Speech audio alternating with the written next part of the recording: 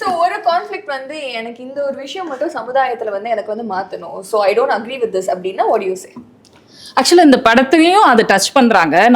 நான் வந்து ஒரு வர்க்க பிரச்சனை, கிளாஸ் கான்ஃப்ளிக்ட்னு சொல்லுவாங்க. அந்த பணம் இருக்கிறவங்க, பணம் இல்லாதவங்க, அவங்களுடைய பிரச்சனை தான் வந்து ரொம்ப பிரதான பிரச்சனையாக இருக்குது. அதனுடைய கிளை பிரச்சனையாக தான் மற்ற டிவிஷன்ஸ் எல்லாம் வருது. அது காஸ்ட்டாக இருக்கட்டும், ரிலீஜனாக இருக்கட்டும். ஸோ கிளாஸ் கான்ஃப்ளிக்ட்டுங்கிறது வந்து யார்கிட்ட பணம் இருக்கோ அவங்க தான் நாம் எப்படி வாழணும், எந்த இடத்துல வாழணும், வாழலாமா வேணாமான்றதை தீர்மானிக்கிற ஒரு இடத்துல இருக்காங்க இல்லையா? அப்படிப்பட்ட ஒருத்தரோட ஒரு கான்ஃப்ளிக்ட்ல போய் அந்த ஒரு சர்வைவல் ப்ராப்ளம் எல்லாருக்கும் டெய்லி இருக்கு. அப்படி ஒரு சுச்சுவேஷன்ல மாற்ற ஒரு ஹீரோவும் அவருடைய உயிருக்கு உயிராக நேசிக்கிற ஒரு டாகும் மாட்டும்போது என்ன நடக்குதுங்கிறது தான் இந்த படத்தோட core message. So it is very close to the message that I work around.